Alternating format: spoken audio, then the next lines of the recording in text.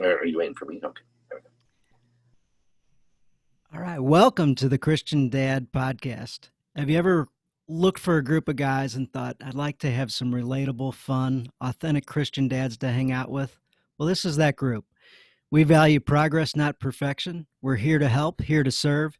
We are the spiritual leaders of our families, and we're that leader that our families need. So we've got a special guest today with us. We've got Dr. Brian Gosser. So excited to have you back, returning to the podcast. So welcome. Thank you, Dan. You keep calling me a special guest. I think I'm the only guest you've had lately. So, I mean, am I just continuing to be so special that you just keep having me back? Yes, absolutely. So, so we had an extra special guest last week cancel on us because his son's in the military Oh, and he's been sort of quarantined away from everybody. And after 9 months, his dad finally got to go and see him in person. And he's like, "Hey, I hate to do this to you." you know what, though? Thank God for the people that for our freedom is not free. I was in the military on active duty for 4 years. My son is an active duty Marine. And I would say to you that we are so grateful. We sleep better at night because these young men and women are doing their thing. They're protecting us, and we take them for granted all the time. So shout out to all you military families or military personnel out there because you are appreciated. I am so grateful for my time on active duty because it taught me things and an appreciation for what they do and some of the finest people I've ever met and had the privilege to take care of. So thank you Yeah, to all. absolutely. Yeah, with my army background and my dad and grandpa's and Yeah, military background, I'm like, oh my gosh, like not only do you get to see your son, but like what a great. And yeah, I'm on the receiving end thinking about when my parents came to see me after basic training and having that distance and separation and having that growth, extreme growth through that. yeah. It was only 9 weeks, I think, but man, did things change in that 9 weeks. The military does absolutely change people. So Right. A year ago, this time, my son was on the Crucible, which for any of you Marine boot camp people out there, Marines, you'll know the Crucible is the Crucible, hardest yeah. they do.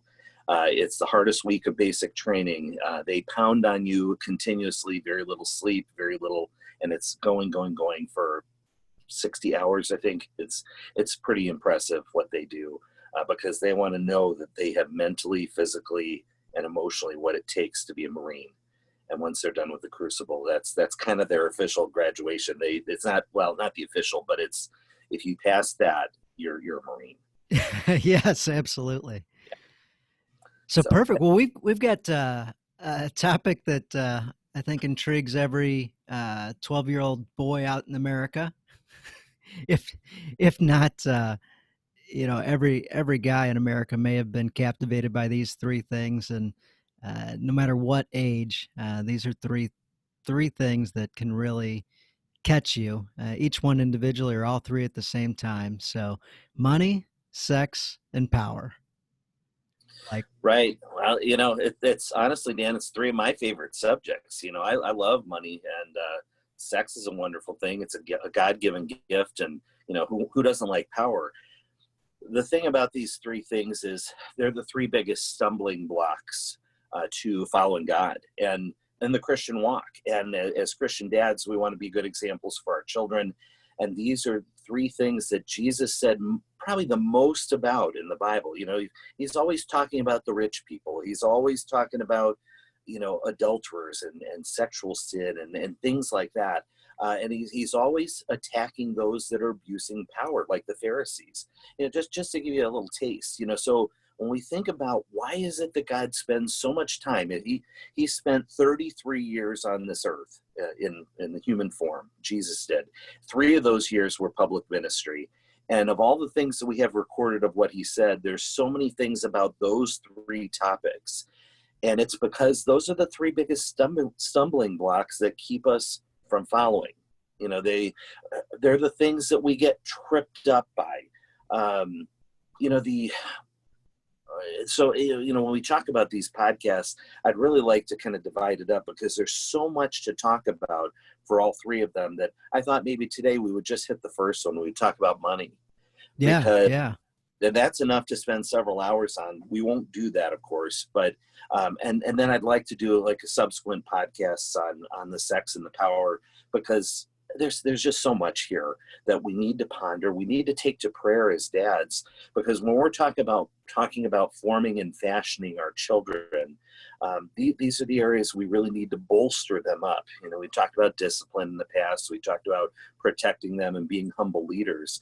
Well, you know, when we talk about the subject matter of our humble leadership, money, sex, and power are the three big topics.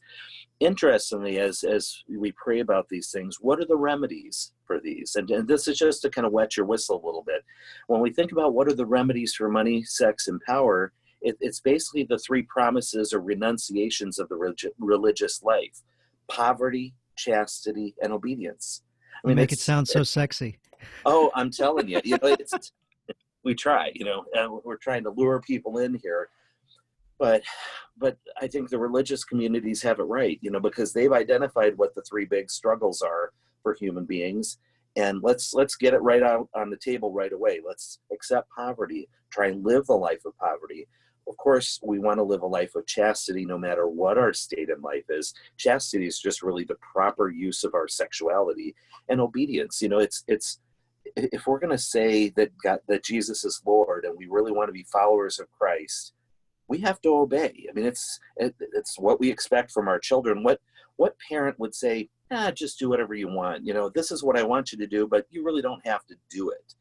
No, of course, it's about obeying, you know, and following through, and accepting the power, you know, the leadership that we have around us, you know, whether it be from our bosses or the proper authorities in our lives, like the police, like the judicial system. You know, we may not agree with everything, and there's a lot of hot button issues right now with police and, you know, the law and all that, but it doesn't matter if we agree or not. They are an authority. You know, if my wife, you know, says, you know, you're going to do this. Well, you know, if I had an average job and I said, no, I'm not going to do that. Well, guess what? You're fired. You're not going to work here. You know, this is what I expect from you. My facts don't care about your feelings, and that's the way it is. So obedience and you know, poverty, chastity, and obedience are really the three remedies for those three things. So just to wet your whistle, that's what the next you know, few hours together are going to encompass. But today we wanted to talk about money. Yeah, we'll chop it up a little bit. And you brought up obedience. We wouldn't be talking today if it wasn't for obedience. You know, I had decided I absolutely was never doing a podcast because it's too much work. And frankly, it is a lot of work. And God says, hey, you're going to do the Christian Dad podcast. And I'm like, who am I to say no to that?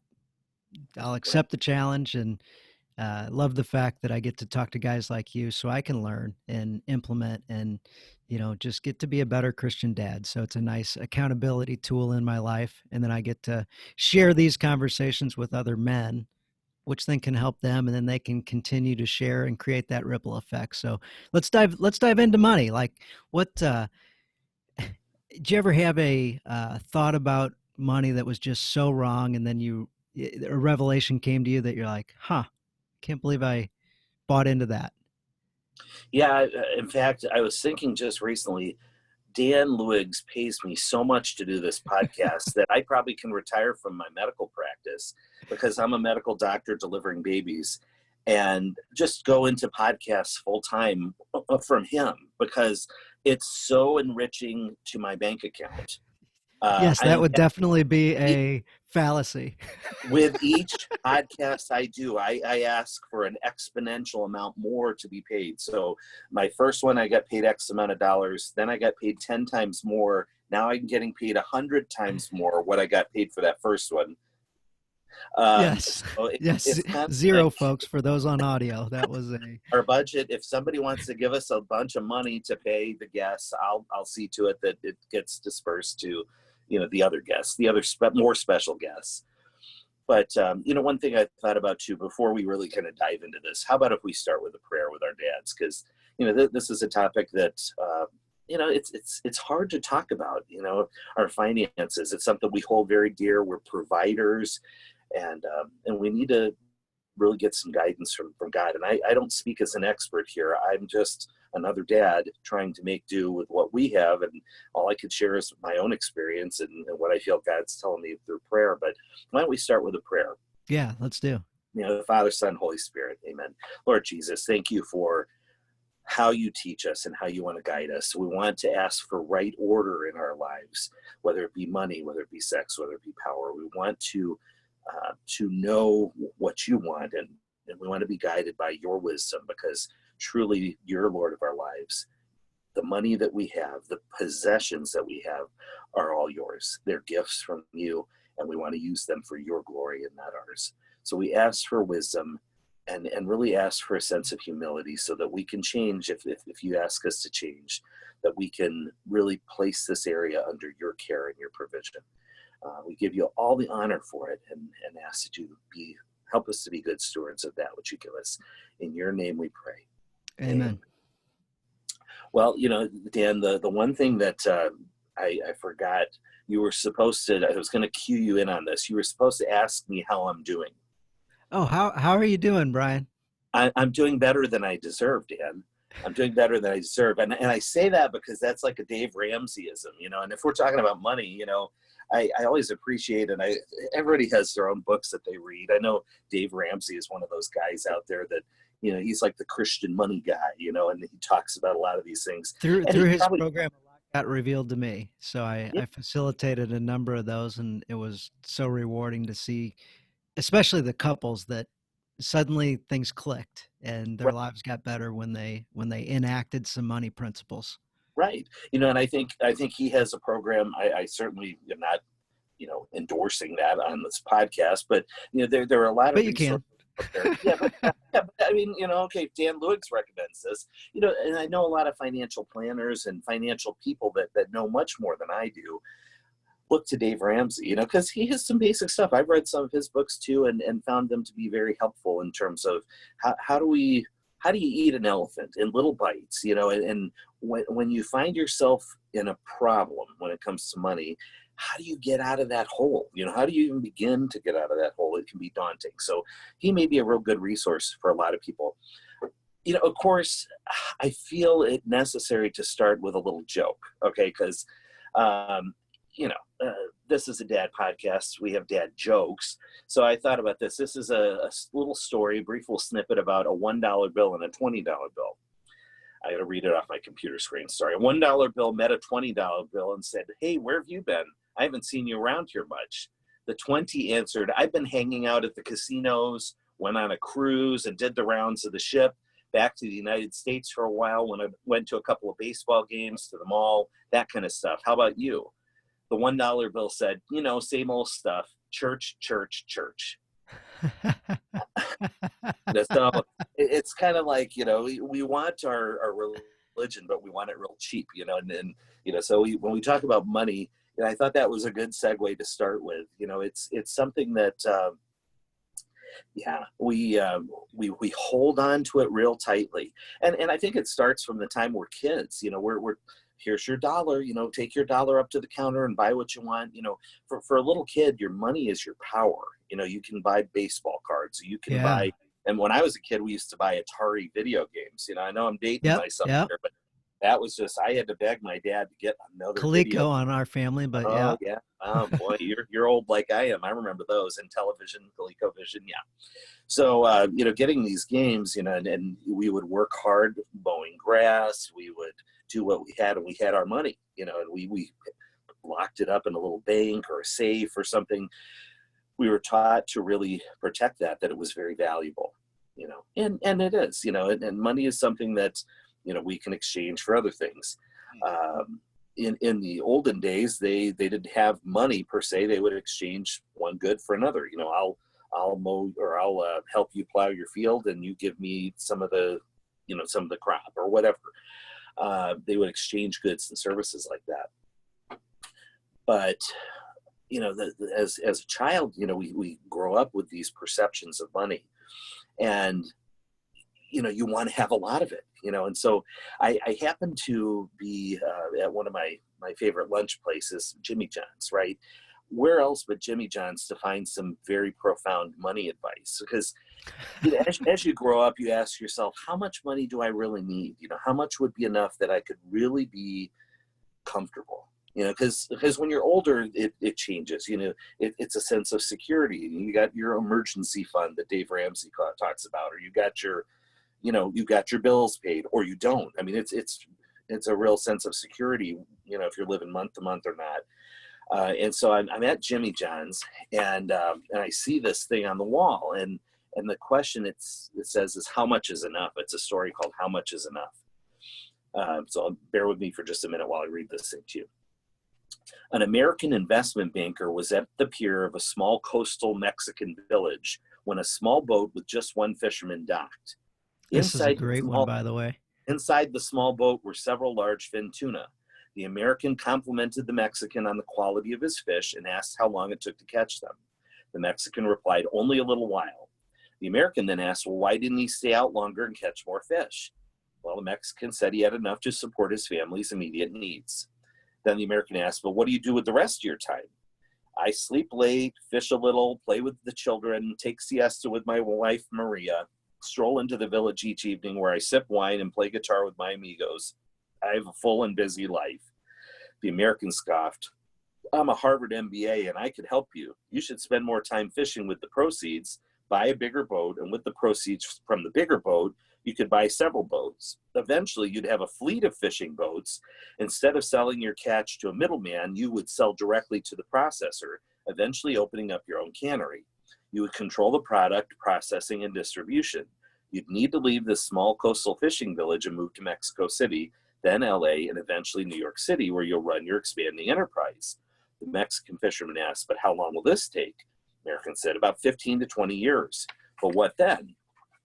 The American laughed and said, that's the best part. When the time's right, you'd announce an IPO and sell your company stock to the public and become very rich. You'd make millions.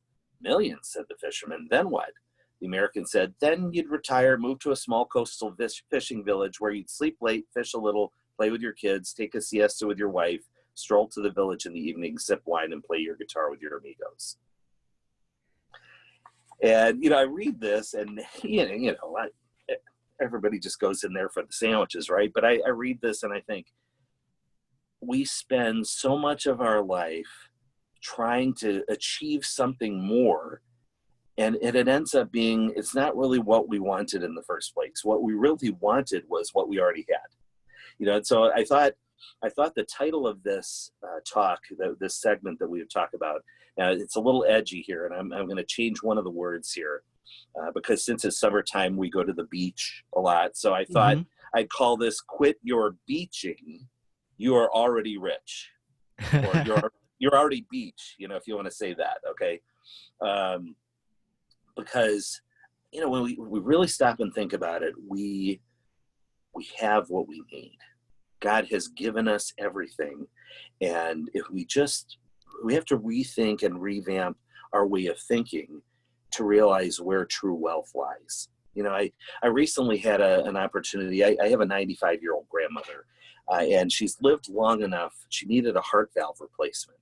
And there's a way you can do this with minimally invasive technology where they go through the groin and balloon open her narrowed valve, open it up with a balloon, and then they go through the groin again with a new valve and open it up, and it seats right exactly where the old valve was.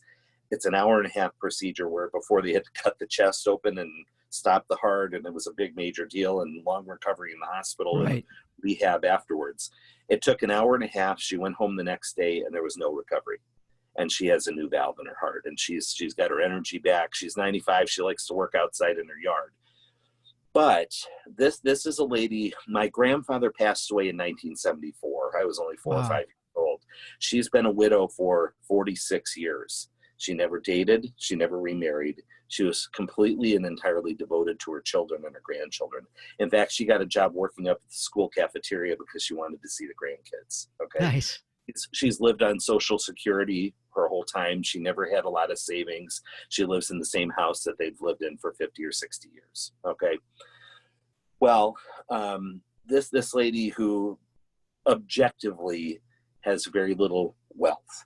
Mm-hmm. When she had her heart valve replacement surgery, for 3 days ahead of time, the phone was ringing off the hook. There were people from church calling her, telling her they were praying for her. There were her family. There were her friends. And this is a lady, when you're 95, you outlived most of your friends. So you have to find younger friends. And the phone was still ringing off the hook. This poor lady could hardly get a moment peace and quiet for the 3 or 4 days before her surgery, because so many people wanted to call and care for her, let them know they were praying for her. And I would say to you, she is one of the most wealthy people I've ever met. She is a gem. She's a doll. I'm proud to call her my grandmother, and she's a faith-filled lady. So, when we really think about what is wealth, we can't look at the bank account necessarily. I mean, certainly there's a component of that, but we have to rethink what it is to me, what it means to be really wealthy. Because that wealth that we get is very much of a distraction. I would be remiss if I didn't have at least some kind of Tolkien moment, but there's that one scene in The Hobbit where Thrain, the grandfather of Thorin Oakenshield, is in his big money room, and he's just like, oh, like, I mean, this guy is like, he's got money sickness, he's so wealthy. They've been harvesting gems and all of this, and it's just like, give me a room, that I can fill up with gold, and yet he was sick. It was so much. It was too much, it was toxic. And that's the caution that I think, and then one of the reasons why money is one of the 3 big problems is because we need money. I mean, it's important. It's part of what makes our world go round, but there's only so much that you need. And then it becomes toxic. When God gives you more than you need, there's a reason for that. And the reason is you need to give it to somebody. You need to give it away, whether it's to charity, whether it's to some other cause. I mean, he gives you enough, like the daily bread, give us this day our daily bread. He doesn't give you your monthly bread. He gives you your daily bread. So if there's extra there that's more than what you need for the day, you got to give it to somebody. There's somebody that you're going to meet, somebody right next to you that you're already right next to that needs what you have, and Can we pause on that for a second? absolutely. So that is a big concept. So a lot of people, as they grew up, I was one of them. Grew up in a middle class family. That my parents gave me the impression that we were really poor. It didn't look like we were really poor, but that was a way of constraining the family budget so that the kids didn't spend the parents' money, Yeah. and blah blah blah. And my parents are great savers and different things like that. So a lot of really good value. However, in that growing up, and I found a lot of other people grew up that way, where they took the Bible a little bit out of context, missed a couple of words, and understood that maybe rich people are evil, understood that money is evil, or just that concept of, if you have too much, you're not going to heaven. And as a kid, for some reason, I was okay with that. Maybe it was comfortable because it was easy to not have money. Sure. So, okay, sure. And then through learning and education, friends, the Bible, and I read, oh, there's a little bit in front of that. Money's evil. The love Yeah. of money is the root of all evil. Right. Not That's from money in and first, of second. itself. It's from it's from the book of Timothy, one of the Timothy books. Right. Yeah. Where it talks about money being the root of all evil. Yeah. There are extremes here, Dan. And I too grew up in a home where, my dad had a very average job. My mom chose to stay home as a homemaker while I was little, until I was in school. And I have one brother who's 12 years younger. So she was home for a few years. I remember we ate a lot of casseroles. We didn't have a lot of extra stuff. We never went on fancy vacations. I never really had what I thought the other kids at school had. But you know what? We seemed to have a pretty happy life. And the other extreme is to say that it's more of what I would term the prosperity gospel. And there are preachers out there, Absolutely. not much in the Catholic Church, but I know, like, Oral Roberts kind of started it, and Joel Osteen today has a church that, if you're following God, he's going to reward you materially. that this is how it is. And you can expect material wealth if you're, if you're really Hmm. truly following God. And if you're not, you really need to take a look at that, because you're not doing it correctly. God's not rewarding you. The problem with that, Dan, is there's a very subtle perspective on what our relationship is to God. Okay. I think sometimes we tend to view our relationship to God as we're an employee, that I do a service for God, and isn't he lucky? And he pays me a wage, for Right. that service. And if I'm doing a really good job, then I should get paid a lot, because I'm doing better than this guy over here. I'm ministering, and I'm doing, I'm pro-life, and I'm having lots of kids, for God. And, so he should really, really reward me for that. But I think that the subtle perspective is that of employee, and we are not God's employees, nor do we want to be. Because you know what? At the end of the day, employees get fired. Employees are not, if I think of, I have a medical practice, and while I certainly care for the people at my medical practice that are my employees, they are not my children.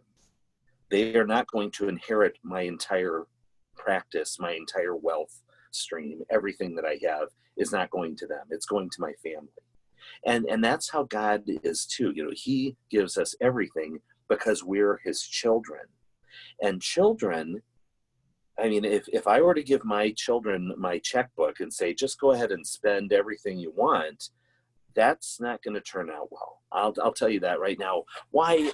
Well, because there's not an unlimited amount in that checkbook for sure. But my kids don't have the maturity yet to make those kinds of decisions. You have two daughters, and they probably want makeup and clothes and all this fun stuff that girls want. I mean, I remember that. Our girls are older now; they're almost 23. But boys, they want to play sports, and they want video games, and they have all the stuff that they want.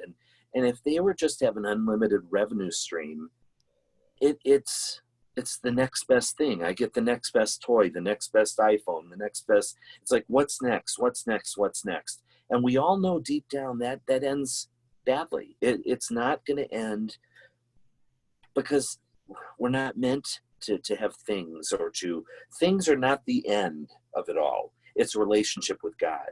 The most important thing we are is children of God. When at the Hmm. end of the day, it doesn't matter what we do or how we did it, we're children of God. And we're not employees. And we never deserved a thing. We don't deserve the money that we have. Everything is a gift. And so, when you really stop and think about it, everything that I have, I mean, if you want to talk about, yeah, we should give 10%, and some of the Protestant churches are real big on that. I have some friends that are Mormon, that they insist it is mandated that you give 10% of your money to the church. Our church doesn't mandate a percentage, but they say, hey, you really should be supporting your church if you're able, because this is important. This is your family. We take care of one another. And I remember there was a time where I was really down and out, and the priest brought over $1,000, and I Wow. cried. I couldn't believe that. It helped us to pay our bills for that little bit of time around Christmas.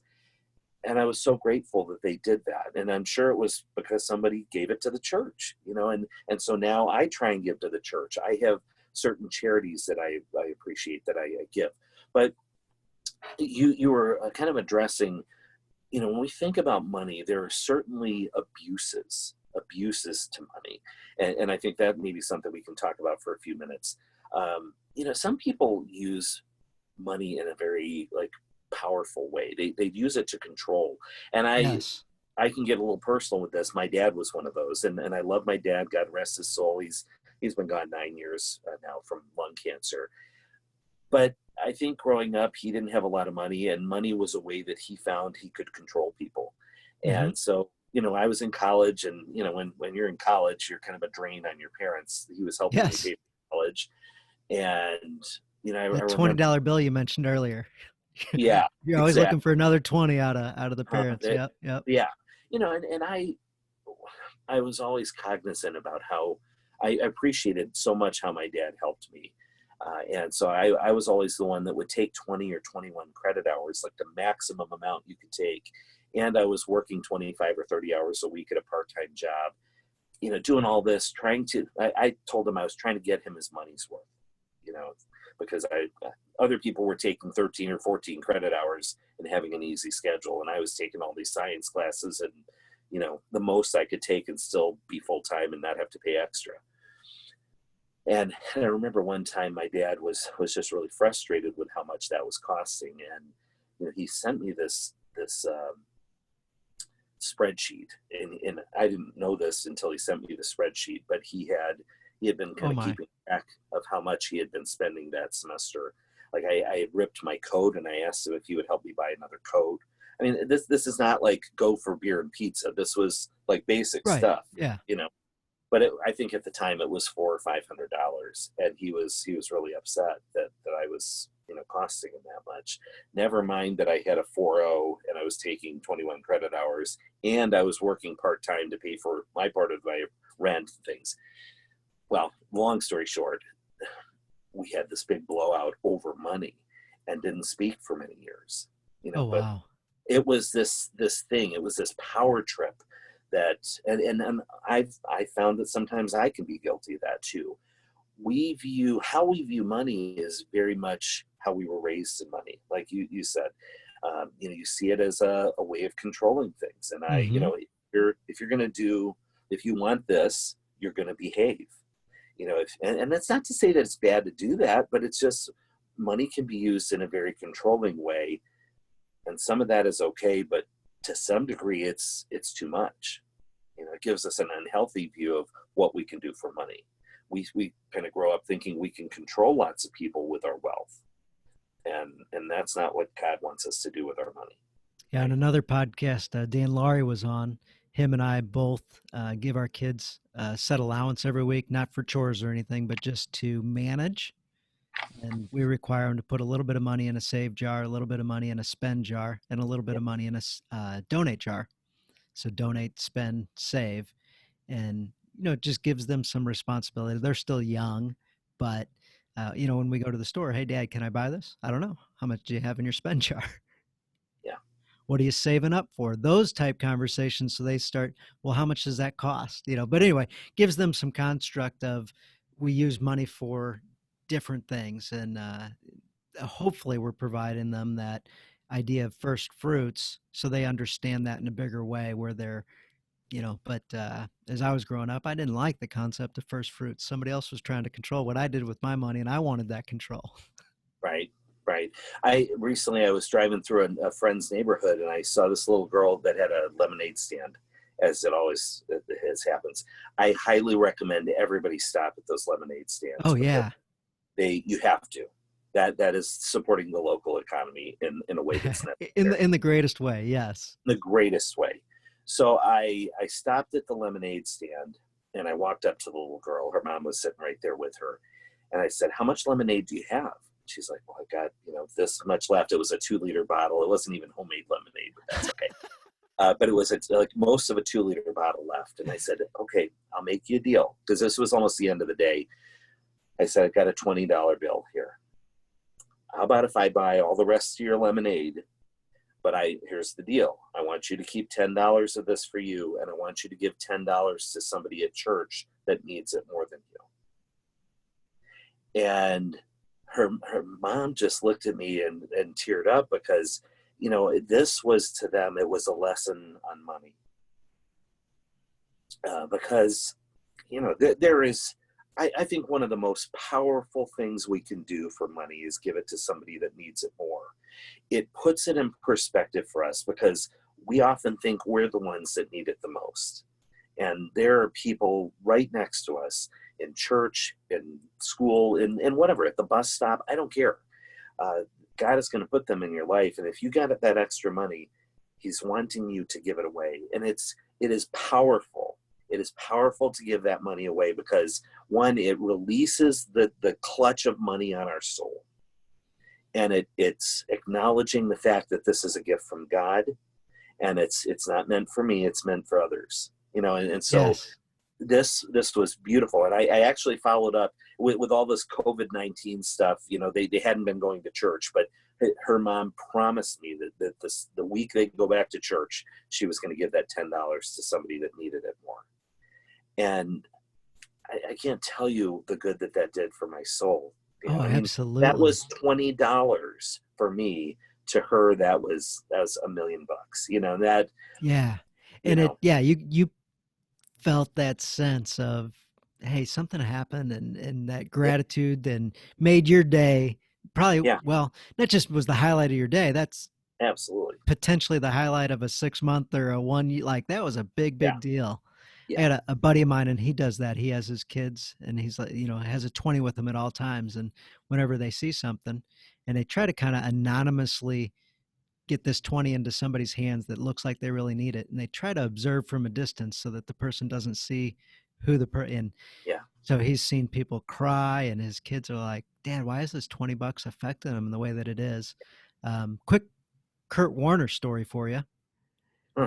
So Kurt Warner, Super Bowl champion quarterback, him and his family go out to dinner, of course, quite often.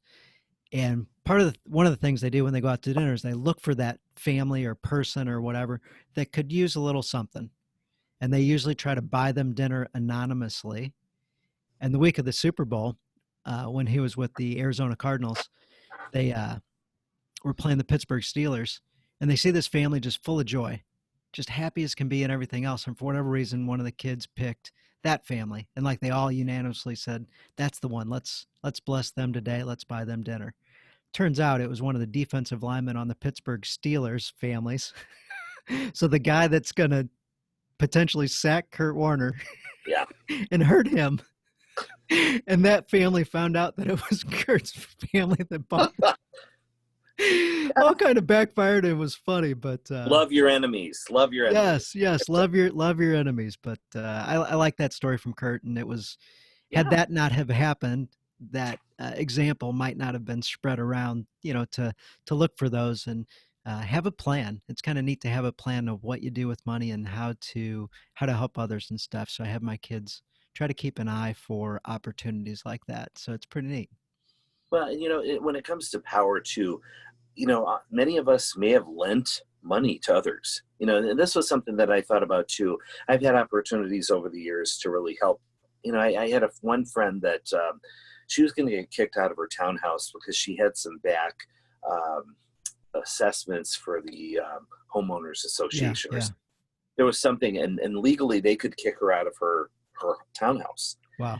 And and so I gave her some money, and I think sometimes we loan money and we just need to let it go. I as I was praying about this, I was reminiscent of the unforgiving servant. The man who goes and he owes thousands of days' Yes, wage. yes. Oh, this is a The, great the story. guy forgave him, and he goes out and he won't forgive his this other person who owed him $50 or something. Yeah. And it was just a travesty that this person wouldn't realize how much they had been given or how much they had been forgiven. I think the parable is about forgiveness, but you can apply it to finances as well. When we talk about lending, there's just some times where we need to let some of the debts go that people owe us, because you know encourage them to pay it forward, for crying out loud. Mm-hmm. It's one of those ways that we can lord it over people and exercise power over them. You owe me, Yeah. you owe me money, or you owe me a debt, or this and that. Master and servant type. Right, Now it puts something into the relationship that is, you know, can be pretty unhealthy. right. And Well, and I have my next door neighbor is a good friend of mine, and he's an incredible businessman, and he's got a welding company, and has great business savvy. But his policies, he chooses not to lend to his friends because it's just harder. It mm-hmm. kills good friendships. When you do that, if you put money into it, and how often have I seen that where you go into business with a friend, and money has a way of changing relationships, so you have to be very cautious of that. Yes, yeah, absolutely. The other thing that I would say too is, and we've alluded to this, is money, I think, gives us a false sense of security. Um, there's a passage from Luke chapter 12 that I'll read. Um, it's take heed and beware of all covetousness, for a man's life does not consist in the abundance of his possessions. And he told them a parable, saying, the land of a rich man brought forth plentifully. And he thought to himself, what shall I do? For I have nowhere to store my crops. And he said, I'll do this. I'll pull down my barns and build larger ones. And there I'll store all my grain and my goods. And I'll say to my soul, soul, you have ample goods laid up for many years. Take your ease, eat, drink, be merry. That sounds like fun. But God said to him, fool, this night your soul is required of you, and the things you have prepared, whose will they be? So is he who lays up treasure for himself and is not rich towards God.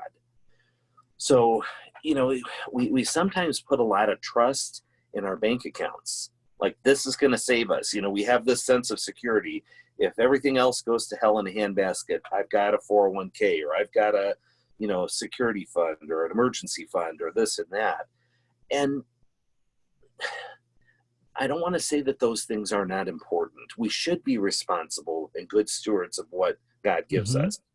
But it's the focus on those things instead of God. Who are we really trusting, our bank account or our God?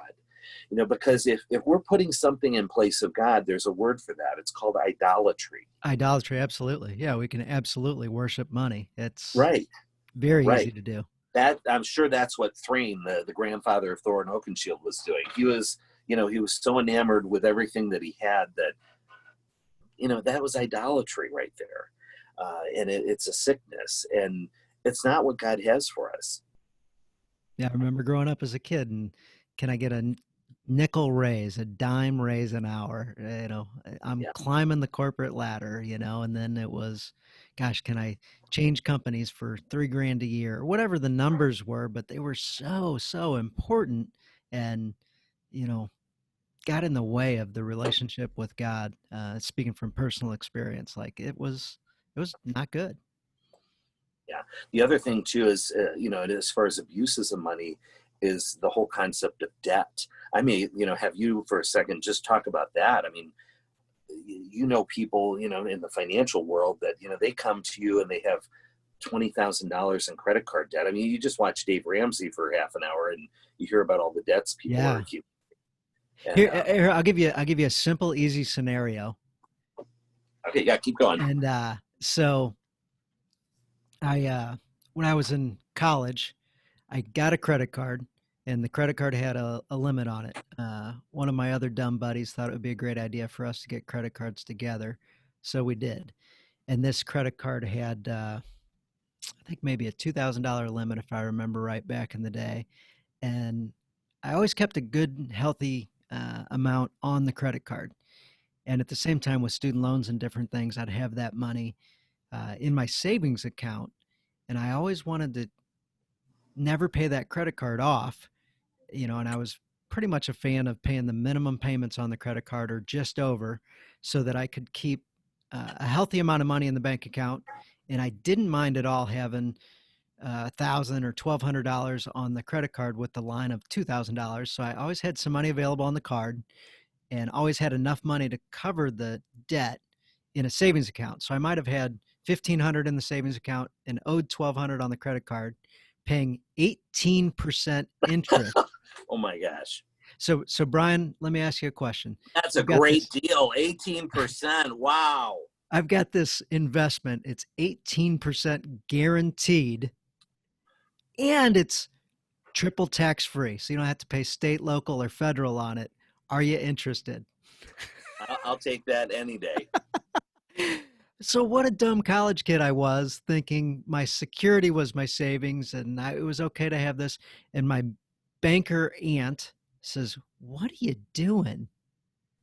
What are you doing?" And I said, "Well, I need my security. I need my savings account as my security." And she's like, "This makes no sense." And I agreed with her. I said, "You're correct, but I feel safer this way." That's the truth, huh?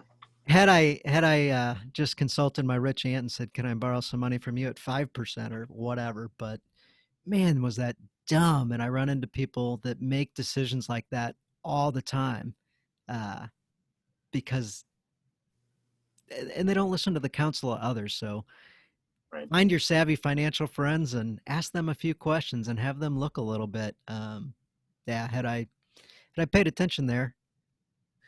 Well, those credit card companies are right there on orientation day, trying to Yeah, get those yeah, college yeah. freshmen signed up Yeah, that because, was it. Me and my buddy were walking through the quad, and he goes, "Ah, yeah, cool." He got a $500 limit, and he goes, "Let's go to Florida. We got $500." right on. Yeah, College is I fun.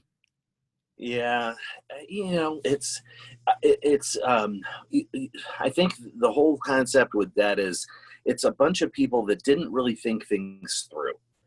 It's like where you just said, wow, I've got, this is perfect. This is a great setup. I think too, there are certain big ticket items in our world that we often don't think things through. They're attractive. It's what the world says we should have, but we don't really figure on how we're supposed to pay for that. Like education. Education is a prime example. How many of us mortgaged our future with student loans, and you come out of undergrad with $50,000, $60,000 in student loans, and you have no clue what that's going to be like paying that back. I mean, that's Right. like $1,200, $1,500 a month, and Mm-hmm. that's a huge thing. Or we've got to have this car. Oh, it's a wonderful car, and far be it from me. I mean, I understand what it's like to have there's a Ford Mustang Shelby GT350 with my name on it someday.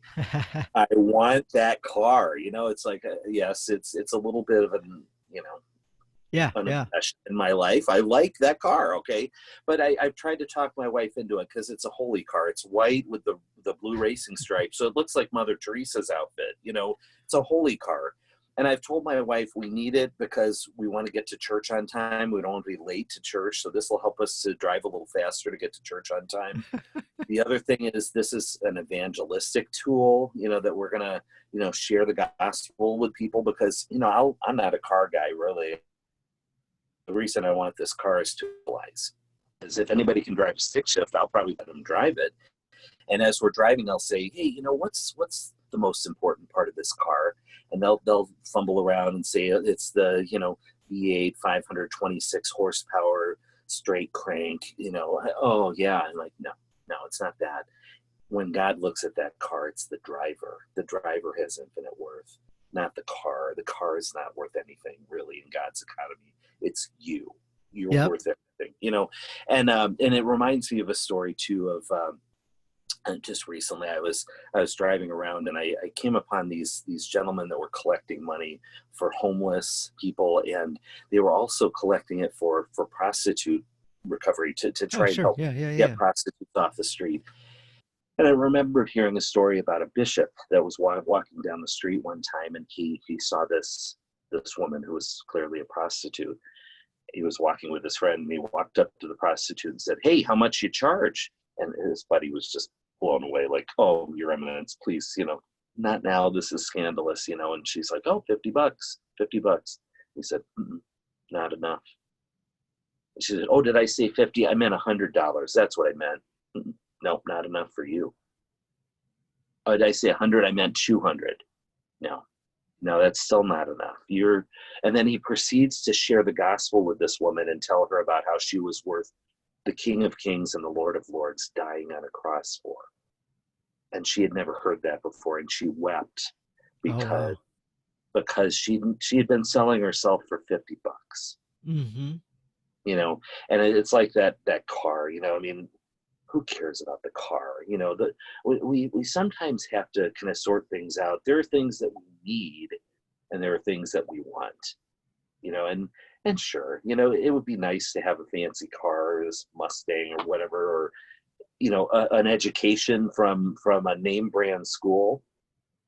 But in reality, what we need is we could go to the community college for 2 years for free with a lot of this A+ stuff. I mean, there are some deals where you can get 2 years of community college for free if you have decent grades and you do some community service or something around here anyway. And nobody cares where you went to the first 2 years of college. You can transfer Right. anywhere. You could go to the state school. You could go to, and get a much better deal on it than to go to this real expensive name brand school that 15, 20 years from now, nobody's going to really care about except you, because you're still paying your student loans. Yep. Oh yeah. Oh yeah. So, we don't think of what real value we're getting for this. And it costs a lot of money. We did financial aid, and our daughters really wanted to go to Benedictine in Kansas. And when we did the financial aid, they came back with a number, and we looked at that number and said, that's not even close to anything we could do. Let's see if they can sharpen their pencil and do it again. And they came back with a number that was a couple $1,000s different, but it was nowhere close. So our girls went to school here in town and got a great education and had much less student loan debt. They ran track and cross country. So they lived at home that first year, but because they were on the track and cross country team, they traveled a lot. So the school paid for them to have hotels and stuff as they're traveling. So my girls even said, it's like we live on campus when we're traveling with the team, and we're not paying for the dorm. Right. Wow, that was great. Stuff like that. Or, I was walking one morning with a good friend, and he was talking about how this area where he lives, there's some houses that are just enormous. Mm-hmm. And he said the question, I wonder what these people even do that they can afford a house like this. And my first thought was, somebody's probably working 80 or 100 hours a week just to afford the payments on this thing, and they're not even home to enjoy it. Mm-hmm. How often do we find ourselves in a situation where we're paying so much for our lifestyle, for memberships, for whatever, and we're not even using them because we're working so hard to try and make the money to pay those things off? Wouldn't it be better? Like, how much is enough? Like the guy in Mexico, wouldn't it be better to live in a smaller house and be there with your family? When it's all said and done, are we going to wish that we spent more time in the office, or are we going to wish that we spent more time with our kids, our family, working on things that we love, that make us or give us meaning to life? So money sometimes can be such a nebulous concept that we find ourselves working for it, and it's not bringing us happiness. With that concept of, I'm going to do this now so that down the road, and eventually I will be where I want to be. I will be happy. I will get the thing I want. I will someday in the future. Yeah. So a lot of my buddies would talk about that and encourage each other to be focused on truly what's important. A lot of us run this thing called the 12-week year, where we focus for just a small period of time and work towards the future. But with that understanding of, you put on paper what's important so you don't get caught up in that trap of 80 to 100-hour weeks. And you put family time in there, you put vacation time in there, and you plan for the things that are important first. Sunday's the Lord's Day. Like, a lot of people I talk to don't quite get that one.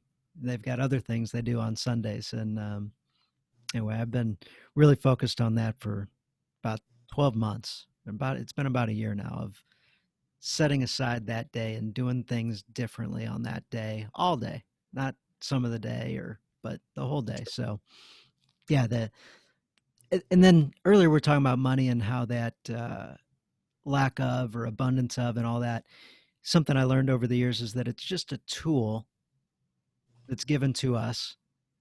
The money's not ours. It never was ours. It's all God's money.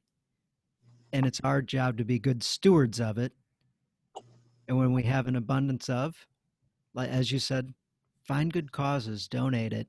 So a abundance of money in your life can be a problem.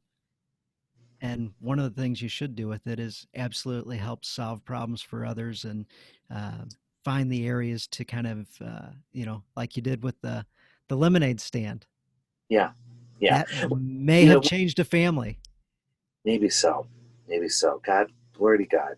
The one last thing I would say too, as far as these other things, I think we need to look carefully at the promises we make to our children, because we can sometimes get ourselves into trouble because our kids will look at us and say, you promised me this.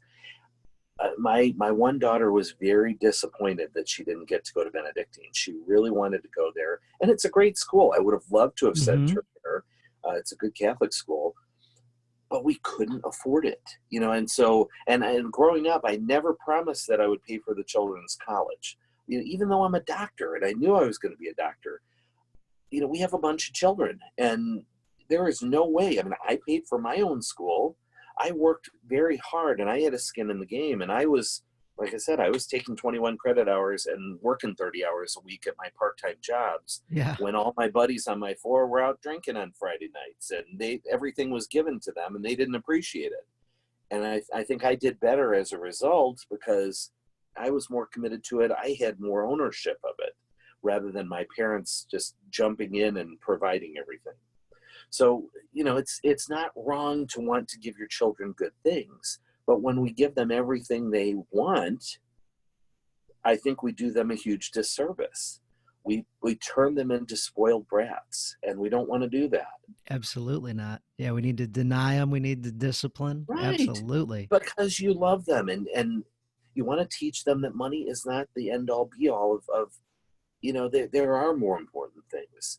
Achievement and personal development and who you are is much more important than what's in your bank account. Yeah. Yeah. Uh, If God takes care of the sparrows, he's going to take care of our needs. right. That was one of the gospels this past week. That how much more important are we than sparrows? Yes. Yeah, So let's wrap this up on the topic of money. We may revisit it again in some of the other segments, but any kind of final thoughts that you'd like to impart on our listeners? well, I think the one, and it may be a big thing, is let's talk about poverty, because that's really the antidote here. Poverty and being poor. You talked about how in your house your parents were very vocal about, hey, we're poor. And I think it's important there's a way to be poor regardless of what the number says on your bank account. Okay. And it's right there in Matthew chapter 5 in the Beatitudes. Blessed are the poor in spirit, for theirs is the kingdom of God. I think this one verse, chapter 5, verse 3, really hits the essence of the poverty we're looking for. What does it mean to be poor in spirit? Okay, and that's really the turnkey that unlocks all of the other Beatitudes. The Beatitudes are God's recipe, and then they're called that because they all start with blessed, they're Hmm. blessings. And we think about it, money is just one blessing, but the real blessing is that we're children of God, like I said. And when we are poor in spirit, the way to understand, and I was always taught this, the way we understand being poor in spirit is we realize that God is our only and greatest possession. Okay, so more valuable than any gold, any money, any 401k things that we have is that God is our everything. He's our only possession. And if we have God, the rest will come into place. It gives us our faith. It helps us to rightly order money in our lives so that we're really trusting God and not our bank account. One of the greatest stories I think I've ever heard is that of Mother Angelica when she was starting up EWTN. She had negotiated to get this satellite dish sent to Alabama. They had found a place.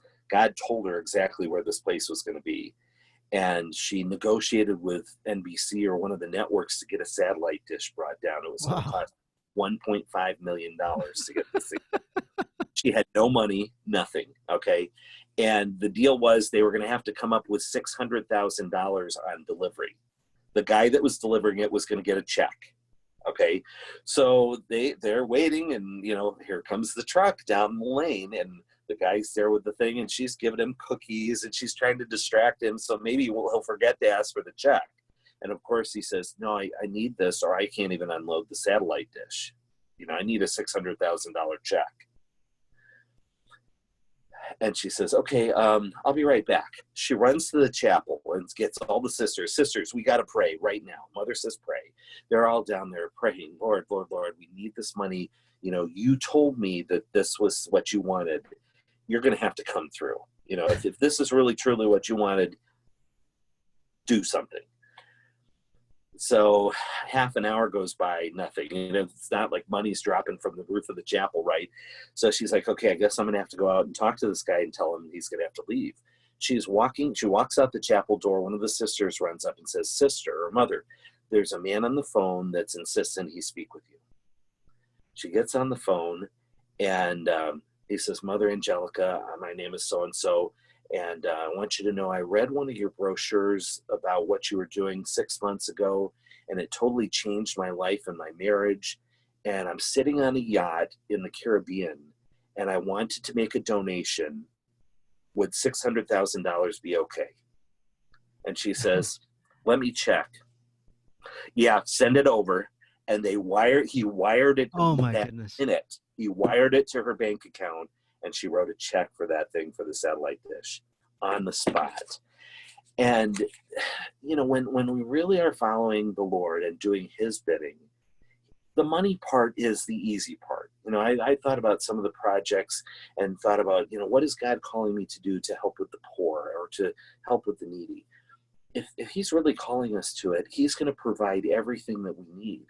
And that's the beauty of being poor in the spirit, because we realize everything we have is his.